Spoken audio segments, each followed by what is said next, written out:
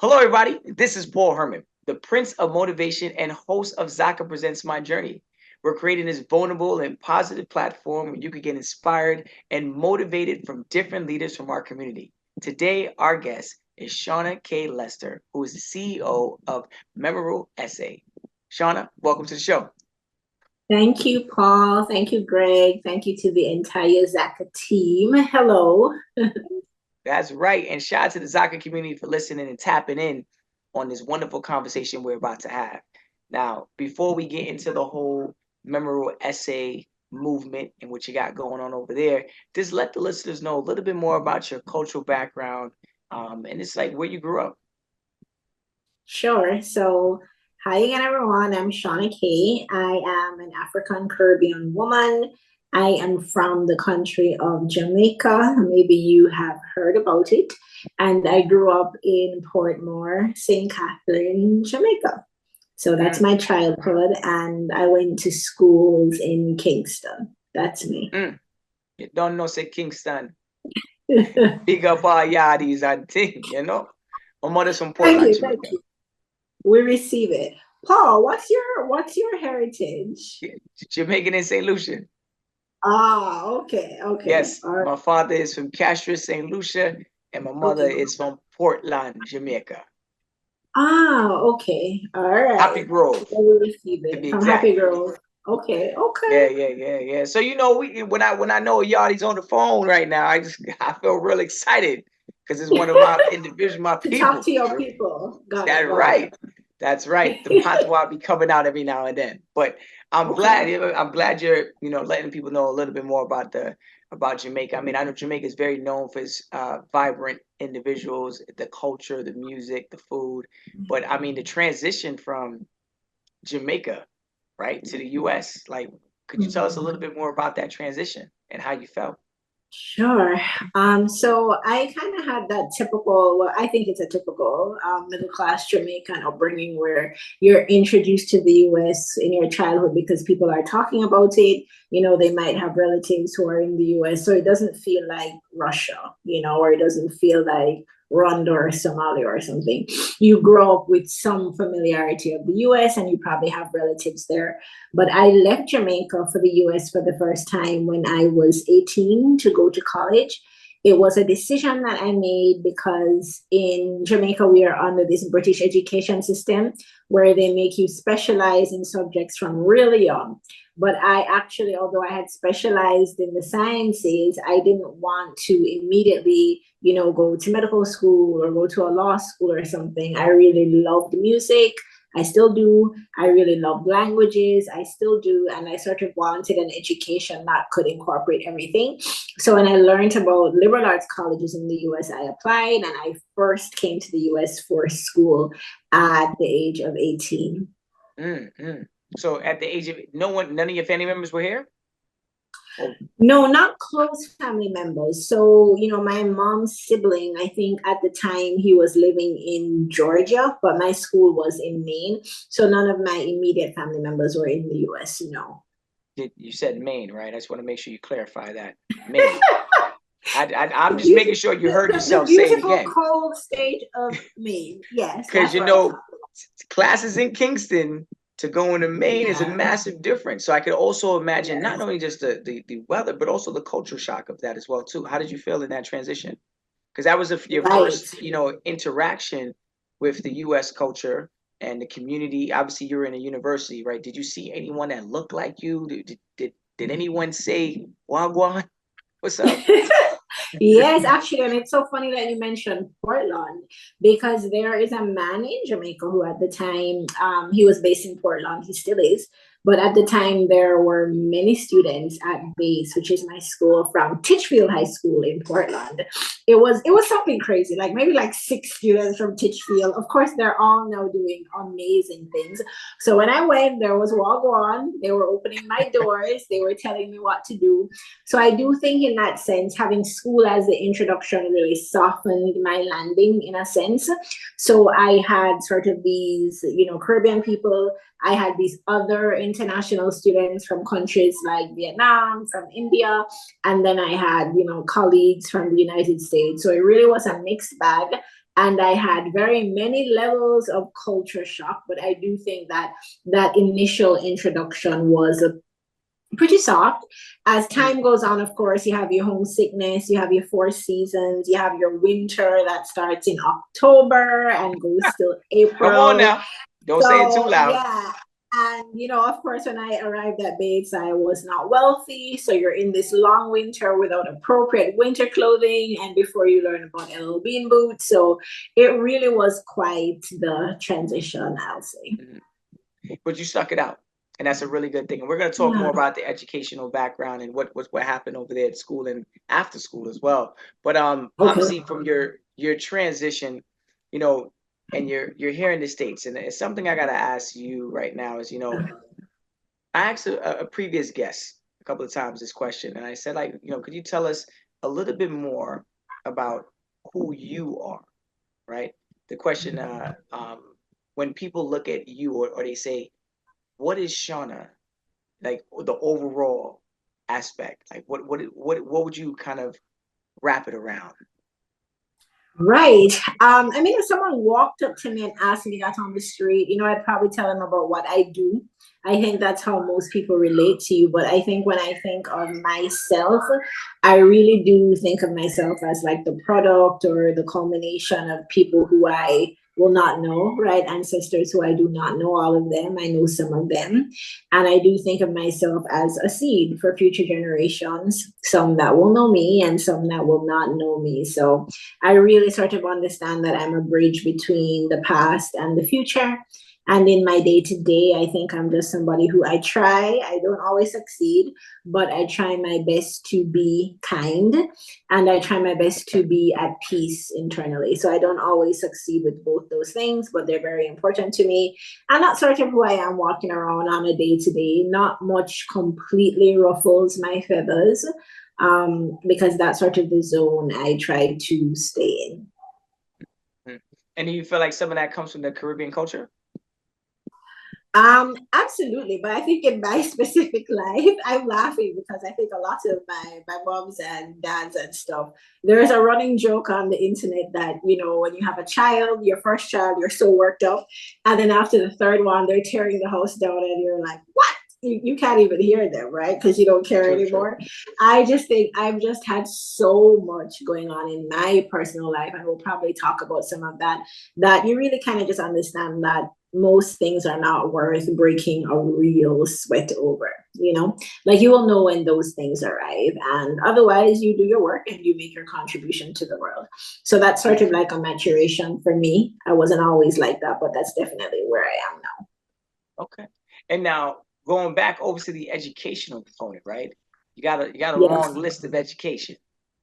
We see that Yes. education is and a lot of the guests from the Caribbean say that, look, education was like in the forefront when it came to when we were in conversation with our parents, and let alone even our grandparents, because they probably didn't have the opportunity or the privilege to even go to college or go to higher education. So with your educational background, 2 pages worth, if that's the case.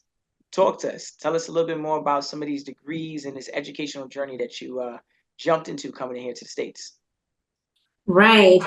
So I actually don't even think it's that extensive, but I do have a few degrees.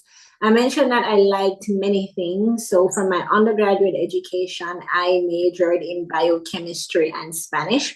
So I was a double major. So I really got to hold on to my love of especially the biological sciences, got to hold on to that. And I still, did languages and had a really great time studying a bunch of things in Peru, actually in the Afro-Peruvian diaspora for my thesis when it came to Spanish. So after that, now I went on to graduate school and I did a master's in journalism. So I focused on writing, in particular science writing, and all that is just like figuring out how to communicate very sciencey topics or scientific concepts for a general audience. So I did that for journalism.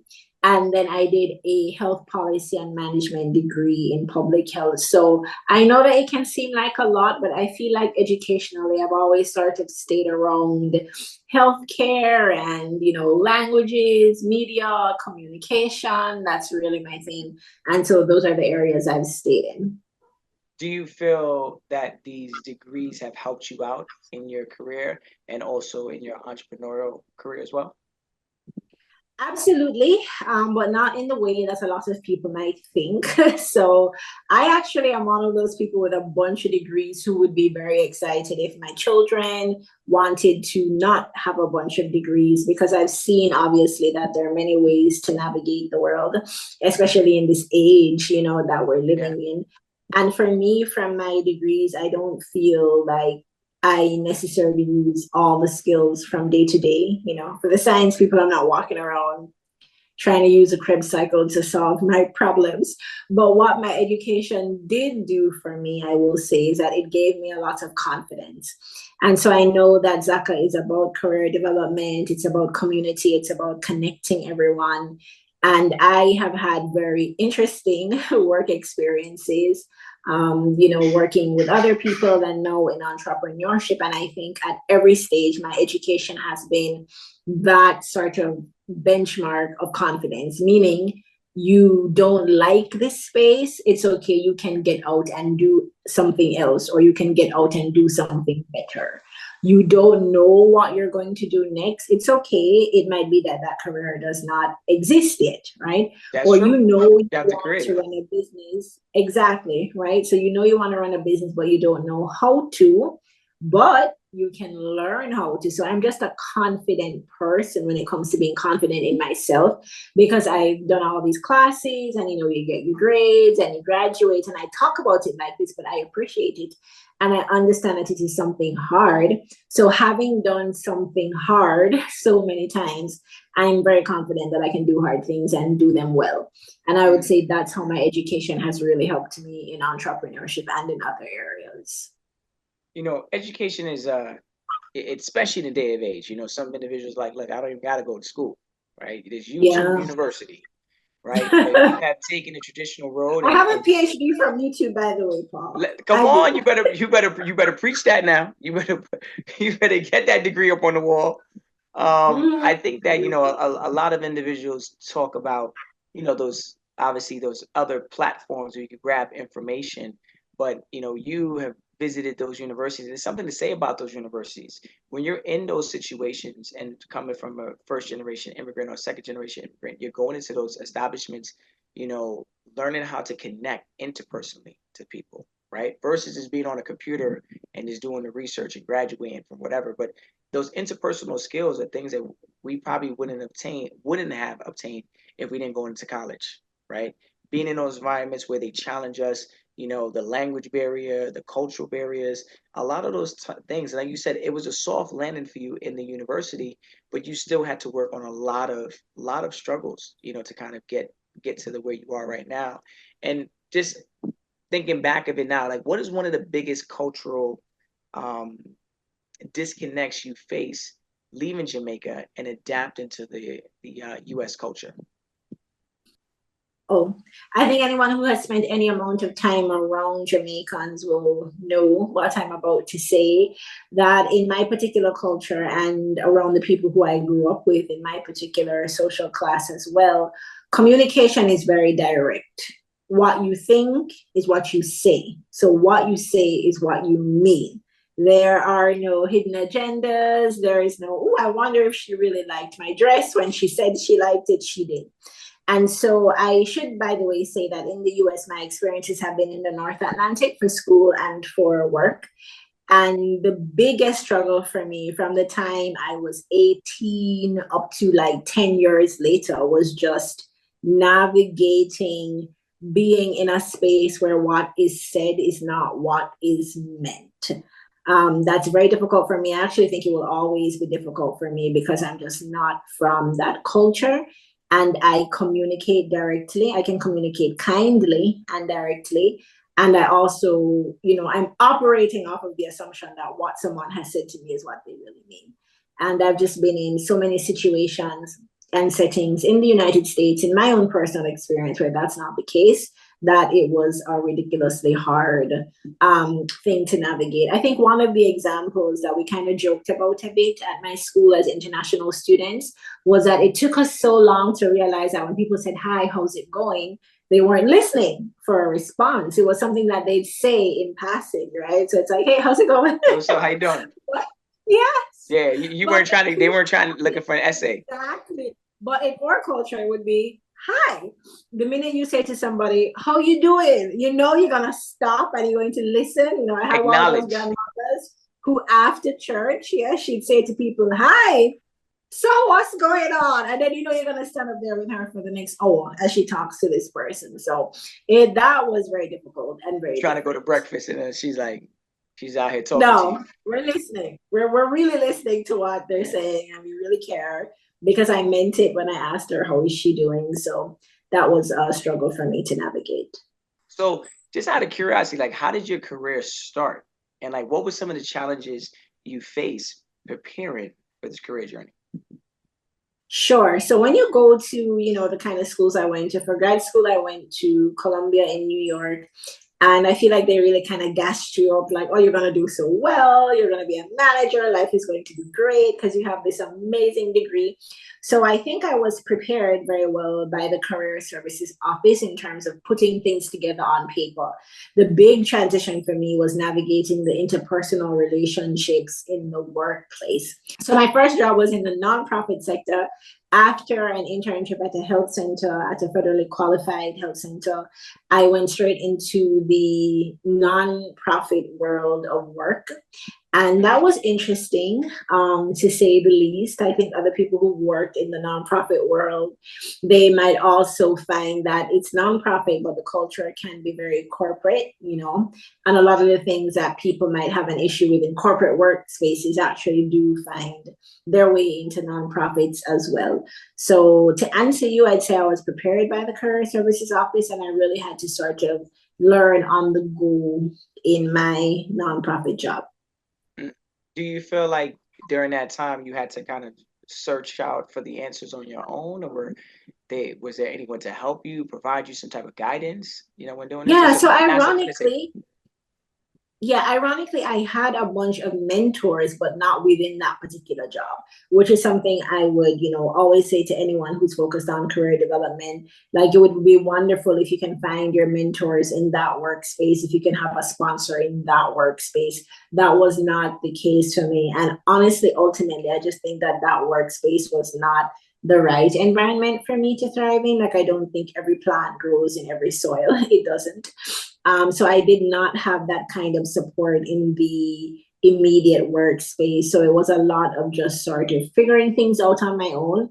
And in my department in particular, there was a lot of, you know, like restructuring, sort of testing things out as well. So, you know, when someone hires you, but they're really kind of testing out the role to figure out how they want the department to function. So there were different issues where that was concerned, but I just navigated it as best as I could, because unfortunately I didn't have mentors and sponsors in that particular space, although I had them elsewhere. Mm-hmm. So like you worked in several different industries. I mean, obviously health, wellness, media. What did you learn from like bouncing from the different industries? Like obviously those industries helped you to create your company, right? And to create the brand that you have. But what was the big thing with that? Sure. So I started working at the age of 14, by the way, in terms of in Jamaica at a newspaper called the Jamaica Gleaner. That was my very first paid job, which I loved. And I later realized I loved it because I was just on the road all the time. And I was hearing people's stories and talking to them about their lives. And that's really kind of when I come alive. So my jobs have been in media, they've been in education, they've been in healthcare, you know, at this health center or at this think tank. And I think from every space, what I've taken is just the commonalities. And for me, one of the biggest commonalities is communication. It doesn't matter the industry that you're in, the market that you're in, the workspace that you're in. At the end of the day, in most jobs, you're solving a problem. You have a job because somebody else does not want to or is not able to do that job. And so a part of that is doing the job, and then the rest of it is communicating around that job, right? So whether it's just like letting people know that the task is finished or you're having a certain impact in the space, whether it's a client and you're explaining to them how you are solving their problem, the value that you're adding. It doesn't matter the industry that I worked in, how long or how short of a period it was. One of the skills that I'm always using is communication. And so what I was able to take from that is to identify communication as one of the skills that I really wanted to sharpen, and one of the skills that I could help others with because they would always need it. And that's exactly what I do now, with Memorable Essay. And I think it's kind of what you guys are doing with Zaka as well. Like, you're teaching people how to navigate professional spaces. And a lot of that is about communication as well. Mm-hmm. And obviously, being a first generation or second generation immigrants, a lot of the guests that come on and express that it's a lot harder sometimes to navigate, and communicate effectively, right? Because, like you said, the American culture is totally different. Hey, what's up? And you're thinking you're gonna get a whole full response back. It's totally different, So it's hard, and it can be a little bit intimidating, being in those corporate settings where you feel like you're not going to be heard, or yet your voice is not going to be, or the message that you're trying to put out there is not going to be received the right way. So people have talked about the angry Black girl in the office, or their accent throws things off, so they're like a little bit timid in regards to communicating. But you are right, communication is important, especially when you're dealing with so many different diverse cultures and different backgrounds. People need to be aligned at some point in time, and through that is communication. So it's hard. Absolutely. If you can navigate through it, then a lot of things can come your way with that. And that's how you, I'm assuming, got into building this memorable essay. Talk to us about that. Right? I want to know a little bit more about this, and how did it come about? Right. So a number of things came together at the same time. But for many years, from my time in college, actually, I would help other people who wanted to, do that. So they wanted to get into college, they wanted to win scholarships. When I got to graduate school, other people who are applying to grad school, and I would help them for free. And then, of course, I started getting so many requests that I just could no longer do it for free. And I started to charge, but I was charging something crazy, like cents, like literal cents. I'm not even kidding. Cents per paragraph and per words. Because, at the time, you don't understand the value of what you're doing. Yeah. No business courses, I see. No business courses, and I think just not really appreciating the value that you're bringing. Okay, I mean, yeah, that definitely happens along the way, especially when you're building something. You start questioning, like, all right, how much should I charge? But you should, at some point in time, we start to know our worth, and then that's how we keep on developing. Keep telling me about the story. Right, absolutely. So at the time when I'm doing it in graduate school, I'm not charging correctly. I'm charging cents, but a couple of things happen where I'm starting to get too many requests, so I can no longer do free. Then I can no longer do this price that makes it accessible to millions of people, right? You have to start seeing, okay, who's serious, because I'm going to charge a higher price.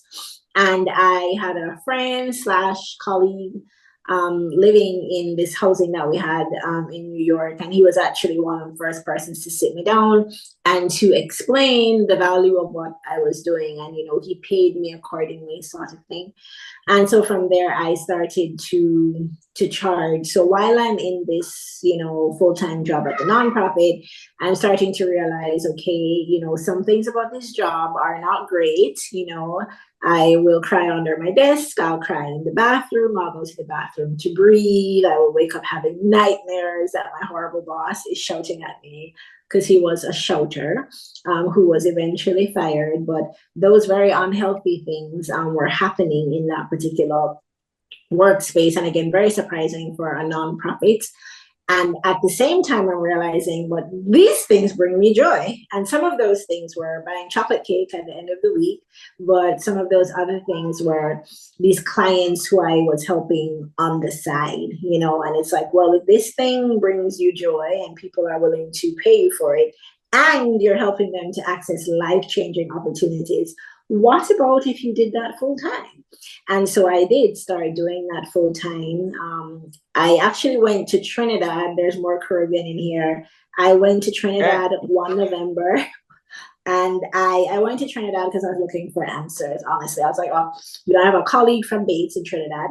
Let me go see her. Let me try and get some answers. And I went to Tobago, and it was just this lovely day, and it just rained all day, and I got all of my answers in the rain. And I decided on that day that I was going to quit a year later. And I did. And so I started my business. It wasn't easy. The first year was a lot of lentils and rice because that's how much money I was making. I was making one pack of Goya lentils and rice money. But, you stick it out and it has grown from there. The fact that, like you said, you was in that corporate environment and you just kind of, your supervisor was yelling, had a history of that, right? And what I caught from that story was that you were in a mindset of, keep your head down and just keep working, and that is some of like that American culture where it's like focus, keep moving. That's the immigrant background as well too. But then you start to realize that, wait, hold up, this ain't what I need. And I feel like that is one of the most beautiful things about individuals when they have that awakening. A lot of the stories that I've heard from the previous guests, when they had that awakening and they were like, this is it, I'm done. Like the minute they made the change, drastically things started happening for them. Their company started booming. The expectation of what was going to happen for them, people were like, it's not going to work out. It skyrocketed. They have so many employees. They're being hired all around the world. But that's just because they kept showing up for themselves. They valued themselves, which we were talking about a little bit earlier. And then they just took that risk. And you take the risk to come to America, but there's many more risks to take even after that. And it seems like you're definitely a little risk taker over here. You're like, I'm out. Eating small meals like that and still moving forward and still being humble and grounded in that experience is very hard. Because some people would have tapped out. They would have been like, this is not the American dream. I'm supposed to have a big house and nice car. And you're like, no, that's not what I want right now. This is what I need. So kudos to you on that. If you could give us three different challenges that, medical graduates face in the United States. Sure. So in my current job with Memorable Essay, I support a lot of medical graduates. So I did not go to med school, just for the total clarity of the listener. I didn't go to medical school. I'm not a medical doctor, but I work in any given calendar year with almost exclusively medical doctors at this point. They are normally individuals who completed medical school outside of the US, and they are actually trying to make that immigrant transition into doing further studies in the United States. Okay. Right. So for international medical graduates, anecdotally, what they say to me, I think for most of them, especially the ones who I work with, who they did med school and might have worked outside of the US for a while, they're very unfamiliar with charting in the US or just documentation in terms of the process of doing it and just how much of their time goes into documentation. For a lot of people, when they're successful, when they're matched and they're, telling me how their first year is going, I think they're normally very overwhelmed by the documentation process. Similarly, I think a lot of them are from cultures, especially the people from the Caribbean, where the medicine is very relationship focused and they have some amount of time, not a lot of time, but they have some amount of time to spend with the patient. When they go to the United States, I think a lot of them are very shocked to find that they have these very narrow windows of time to actually interact with their patient or to, just take care of their entire panel. And connected to that, I think many people are, especially if they don't have a public health background and an understanding of how different health systems around the world operate, they tend to be very shocked at just how insurer driven or insurance driven healthcare is in the United States. So as we know, the costs are ridiculous. They're tremendous. But of course, for the physician who's going to be paid through insurance, they're looking for their reimbursements. And I think insurance companies get to dictate a lot about the practice of medicine in the United States. And I think for some people who come over, that is a shock because they've never heard about it or seen it in action before. And when looking at all of this stuff, like obviously you're talking about documentations, there's applications. there's a lot of things that these individuals have to look into. Like, what are some of the pitfalls that they could avoid, when applying to some of these top schools and programs? Sure. So some of the things that we work on for this particular demographic, it goes right back to a C word. What do you think it is, Paul? Communication. Oh, I was like, It hold goes- on now. It's the quiz now. I said, hold on. I remember you kept on saying kindness. I was like, that's not a C. Yeah, so it goes I back to was like, communication. yeah, be So, kind. Yeah, you're now hilarious. communication. Yes, communication is obviously So the one. communication. So, from Memorable Essay, we are helping you to access graduate opportunities that you are perfectly prepared for, but you just might not know how to put yourself together well, right? So it's like you are the perfect spouse or the perfect life partner for someone, but no one told you to wear clean clothes or to brush your teeth or to use this cologne that the person likes, right? So it's all about how you're presenting it. And so what I'm able to do is I'm able to sit with them and really get an understanding of them, pick out their strengths and help them to communicate those strengths. Because what you'll find a lot of times is for my IMG clients and for people in general, they might not go after this job opportunity because residency is a job, because they're so focused on their weaknesses and all of the reason why they should not be chosen or why they will never be chosen. They do not recognize that they have strengths and they have enough strengths, right? Even their difference as an immigrant in and of itself is an amazing strength. And if they're able to package this in a way that communicates that to the person who's doing the choosing, that, hey, I am what you need to be here on your team, they're going to be fine. And so that's what I'm able to do for them. I help them to avoid the pitfalls of focusing so much on their weaknesses that they can't see their strength, and to avoid the pitfall of showing up to the date in dirty clothes. Like we put on the best clothes that make people go, wow, must have him, must have her, must have this person, on my team. So that's what I do with my clients. It's they always say your first impression could be your last. So it's important that you put your best foot forward, and obviously find the resources to help you step foot into the room, knowing that you are of value. Now, like how you said, having an immigrant background is also something that's very unique that can be utilized during that time. Yes. It might, in other situations, some people might look down on it and say it's not going to be helpful, but a lot of the guests that have been on the show have said how they've used that to their advantage to scale themselves in corporate environments or even in their business. Yes.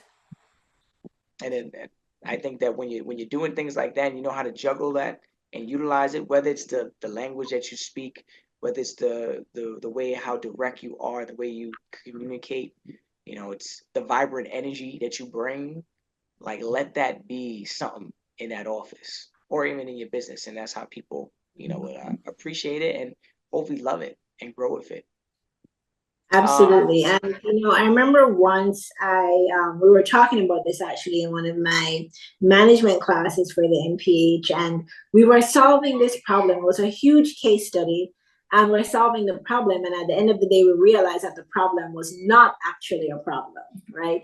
And so one of the first steps I always remember in solving a problem is to verify that it is a problem.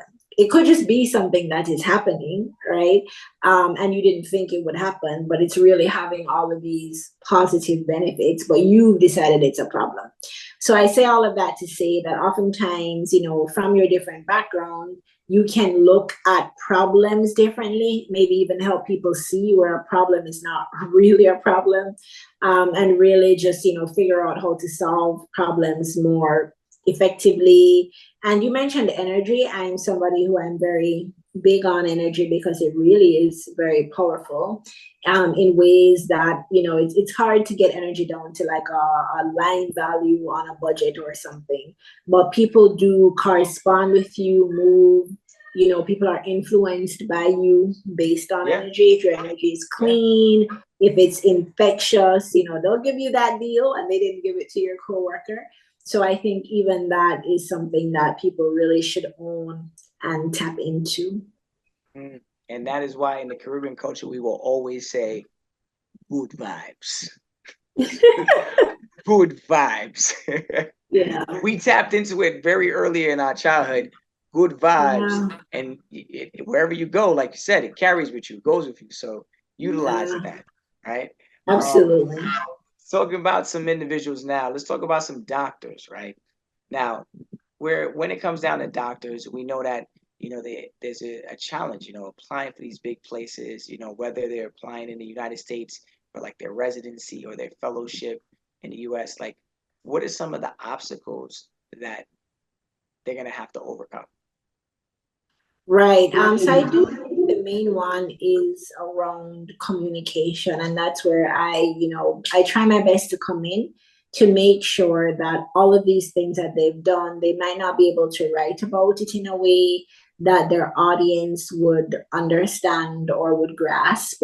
So for instance, even just to get a typical, Caribbean person, a typical Nigerian person, to talk about, well, people might laugh and say a Nigerian, but yes, in my experience, a Nigerian. To get a Nigerian or a Jamaican or a Trinidadian or a Guyanese person to talk about what is good about themselves can be very hard. And so I make sure that I just help them get that out, to look at it and to just accept it, just to accept that they are brilliant at this particular thing. And then we, get it down on the paper in a way, as I'm saying, that their audience will be able to read it and to understand it and want to invite them to interview. It's so beautiful that you're actually helping individuals find the beauty in themselves through words, Yeah. right? You know, like you said, it's very hard to kind of, some individuals, it's very hard, and maybe also of the Korean background or just even immigrants in general, like, what makes you special? And you're like, I work hard, right? And that's Yeah. everybody, right? Everybody's gonna say I work hard, right? When you tap into that and say what truly makes you special, what makes you unique, and to have someone to kind of help cultivate that and bring that together, do you ever feel overwhelmed in regards to putting these things together? Only when I'm on a tight timeline. So it's so funny that you're talking with me now because their major deadline is in like 3 days. So I'm actually sweating. Listen, and every year at about this time, I will have an acne breakout or I can't sleep that well for 2 weeks, but it's only for these 2 weeks normally.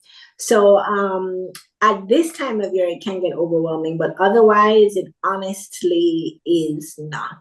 And I think that's how I know that I'm in the right space and I'm in a space that I want to continue to be in for a while, because it really is a joyful process for me, because you will meet this person. And as I'm telling you, they have everything. I don't know, maybe this is a Yeah. part of my astrology or something, but it's like if the person had nothing, if they just didn't bring anything to the table, I would just be like, look, it is what it is, like keep trying. But when you're looking at this person and you can see everything, it's like with people who like to cook and you can see all of the ingredients in the fridge and you just don't have the time to cook. That's how I feel. It's just like, just give me 2 months, like put me in, coach, as they say. Yes, So I yes, that's right. actually do not get tired. I'm like, put me in, coach, and come back here in 8 weeks and listen to this person talk to you about themselves. It really brings me a lot of joy, because on a serious note, like I'm laughing, but on a serious note, this is the difference between somebody having a job that they love and somebody doing a job that they hate for the rest of their lives.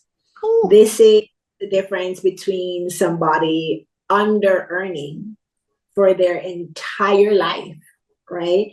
Or building the kind of financial stability where they benefit and their grandchildren and their great grandchildren benefit, right? And when it comes to the physicians, for those who have, certain ambitions, whatever your ambition is, it's fine. But I have clients who have ambitions and have the capabilities, right, to really shake up their particular specialties. They want to make breakthroughs in their fields. And there are people who are waiting on those breakthroughs, right? Like they're called a breakthrough because they don't exist yet. So it's like I might be talking with or, servicing, helping, supporting the client who has a breakthrough for 500 patients all around the world, So I don't want to Good ever way of say, putting that. Yeah, well, because it's Yeah, true, yeah, and I know it's true because I yeah, see what they go on to do, you know. So I don't want to yeah. sit and look at that and wring my hands. It's a lot of fun to put it together and just watch them go on and do amazing things for themselves, for their families, and obviously for the public, for the wider public as well. You never know your true potential unless you tap into it, you know. So for you to help people see that in themselves and tap into it is beautiful. Because at that point, you're if you're the right person for the job, you're the right person for the job. Like, why are we Right. running from it? Why are we running? Why are we running from it? Exactly. And especially if you came to America with, or your parents or your grandparents came to America with the intentions of you being that successful, right? So if you're the person for the Right. job, like, let's get to it. Like, let's stop waiting for the next person to keep. And you sit there and you say to yourself, well, maybe next year. No, no, no. It's your year, right? But you got to find the right people like yourself to kind of help, ignite that fire in somebody to get them to where Absolutely. to make them start thinking, let alone doing. Let them start thinking that it's even possible to obtain that. And because you have a track Mhm. record of doing it, they would listen to you. Absolutely. And so with the medical clients, some of them they're actually, in the process. And then I work with them on the application. But what you're describing tends to be a lot of my graduate school clients who they've been thinking about going to graduate school for 10 years, 15 years, and it hasn't happened. And you can do a bit of that massaging and that coaxing with them and just be like, no, you're ready. I think you're ready. Like after the Yeah. last 15 years, I September. think you're yeah, and people have held space like that for me, right? When I was building my business, I spent and I still do spend a lot in terms of investing in different coaches for the business directly, to understand things about business, to understand things about life, mindset, that sort of thing. So I've had lots of individuals who've held space for me and who've said, no, you're ready. You can put this product out, you can put this service out, Yeah. you know what you're doing. And so I'm very humbled, of course, to do the same for other people. Now, talk to me about being an entrepreneur, right? And Yes. an immigrant entrepreneur, female entrepreneur, right? That's a lot of pressure, trying to develop and grow something, for women that are considering, potentially becoming an entrepreneur or even re-entering it, right? What are some of the ways or some things you would recommend in regards to helping with balancing the job responsibilities? Um, Balancing the job responsibilities of entrepreneurship. Yeah, Right. So I think when you are starting out in entrepreneurship, it can be very tempting to just do what fills me with joy, because that's sort of the narrative on the internet. I think it's very important to educate yourself about product market fit and to ensure that you have that, meaning ensure that what you are offering, there is a group of people who are able to and willing to pay for it, right? So ideally, they are already looking for your services. You don't want to try to create a market. So I already had people who were asking me for help with their applications. So I knew that the market was there. I've had to change my products, change my service offerings, work on things like pricing, but the product market fit was, established already, basically. So I think that it's very important to pay attention to establishing that, because when you don't have that, I think that's how you find a lot of people kind of falling off the rails because they're working 25-hour days and nothing has moved forward after 5 years. It's because you really didn't have a fit to begin with. You have not yet found something that a yeah, group of people are willing to pay for. I think it's also very important to accept that slow growth is still growth. That's something I had to learn as an entrepreneur, because you want to do everything now. You have 10 ideas, you want to implement all 10 now, you want them to work by the end of the year. And after stress year yourself two, out. you stress yourself out. Stressing You're like, ourselves why out. am I not on Jeff Bezos' level? I'm 2 years in, and it's like, that's not how it works. You have Yeah, to definitely allow not. time to have time, right? And when you grow, to still celebrate those milestones, because it is growth, even if it is a slow growth, right? And then obviously, you also want to make sure that with the logistics of everyday life, you free up yourself as much as possible. So I'm not necessarily somebody who's like outsource everything, get a chef, get somebody to wash your car, get somebody to pick up your kids. That's not necessarily my thing. You know, if you want to clean your house for exercise, if you want to cook so you can eat healthy meals, do that. But if there are things that suck a bunch of your time that you do not necessarily need to do, which might be washing your car or cleaning your house, you know, definitely try to outsource that so you have a little bit more time to put into the business in the early days. So I think those are some tips when it comes to balancing your responsibilities as an entrepreneur. It's definitely important to like you said, pass things along. But as an entrepreneur, you're always like, this is all me. Like I'm afraid to pass something along to somebody. I'm afraid I'm gonna have to explain it to them and they're gonna have to do it. They're gonna ask me questions. I can just do it by myself. We make excuses not to delegate. Right. We make excuses to be like, no, I'm fine by myself. I'm good. But then 2 minutes later, we're in the bathroom, in the kitchen, like, oh my God. Everyone's going on vacation. You're sitting there like, I don't know what's going on. I can't even think about a vacation, right?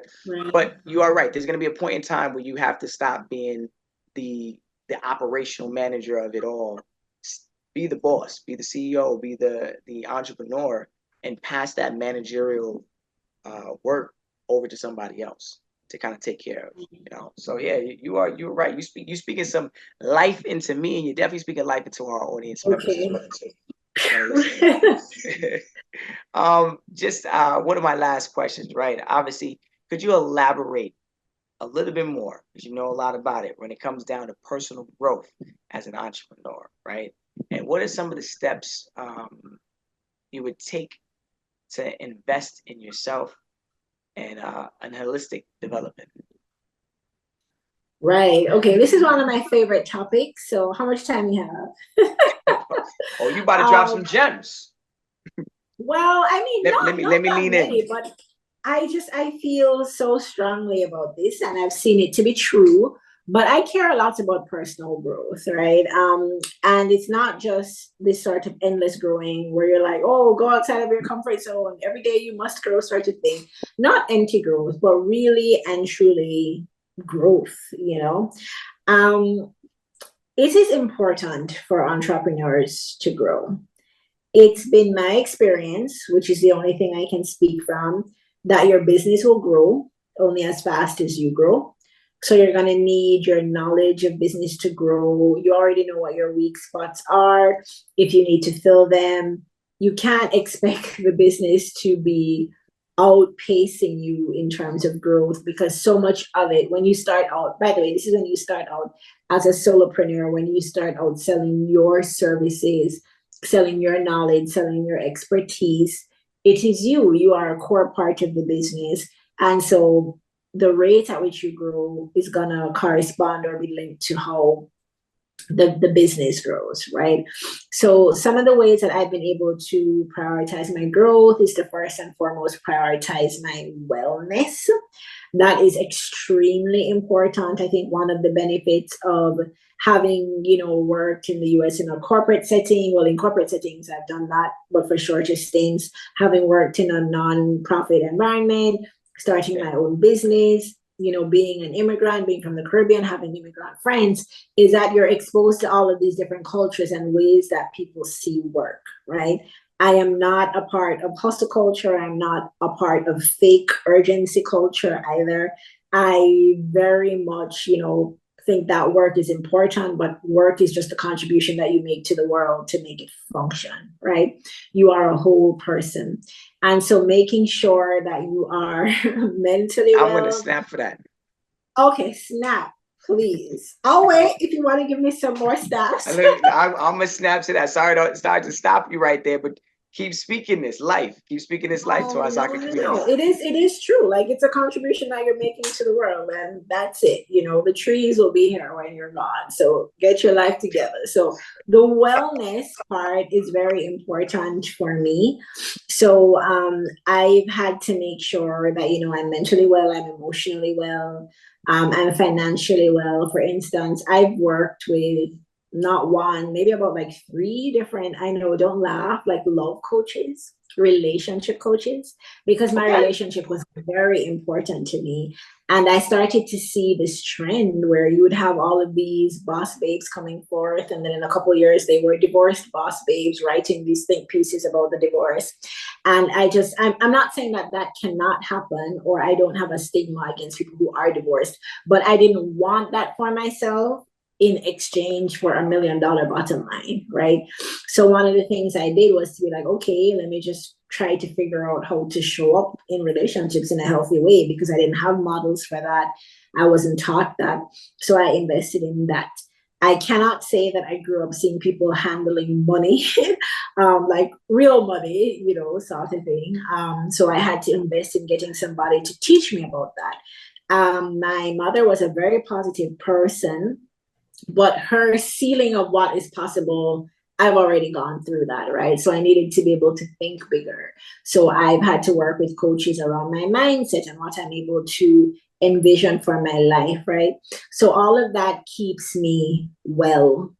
And I feel like you have to be well before you can start even thinking about growth of the business and of yourself. So at baseline, I've just tried to make sure as much as possible I'm well. Then I invest in all the different types of support that I need for personal growth. So taking your different business classes here and there, challenging yourself, tracking what's going on in the business. You need to have your data so that you can make data informed decisions. Sometimes growth might mean cutting back. You have 3 service offerings. Probably you need to go all in on one, right? If your revenue is not at a certain stage, that So sort of true. thing. So I think those would be my the different things that I'd share with people about growth, which is, you know, to just know that the business will grow as fast as you grow. You need to be well before you start thinking about growth. And I did say this before as well, but I think it's good to appreciate that slow growth is still growth, and to be Yeah. grateful and to celebrate. Because I think if you don't, what you're going to find is that it's never enough, right? Like 10K Mm, isn't enough, 100K isn't enough, 1 million is yeah. not enough, 2 million is not enough. And you're just going to be on this treadmill until the day you die. So celebrating your milestones and the small spurts of growth is also very important. The big thing, I mean, you said a lot. First off, thank you for sharing all that information right there. I mean, I'm saying You're welcome. I'm gonna snap away on that, right? Uh, the line where you're saying that slow growth. You mentioned it a few times with this conversation, and you're speaking from experience, but you also know from other people's experiences, right? That slow growth is still growth, right? And it's very hard at times, especially as an entrepreneur or even in those corporate environments where it's a little bit more like it needs to get done now. You say, well, I can't grow slow. I need to move fast. I need to move as fast. And that's that American culture where it's like constant versus in the Caribbean, in Kingston, it might be a little bit more laid back, relaxed. There was still a grind, there was still a hustle to it. But it's this American culture is just like cutthroat when it comes to these kind of things. So the fact that you're telling people it's okay to move at a slower pace if you know where you're going. You want to be a little Mhm. bit more defined. You want to have a lot more communication in the mix to help you. So even if you do go slow, you're not wasting your time. It's a difference when you go Well, it's slow. also Don't know it's me. sustainable, right? It's Yeah, sustainable. I mean, like in Kingston, in any parish, there are things that are fast, right? People drive fast, people drive crazily, and it shows up, right? It shows up in our annual statistics around traffic accidents. And it's the same thing with the human body, right? So we're yeah, not talking about you being at the stage of being a Fortune 500 company yet. We're talking about when you start on your entrepreneurial journey, or when you're in the middle phases of that journey, your body, like your being, is actually necessary to keep going.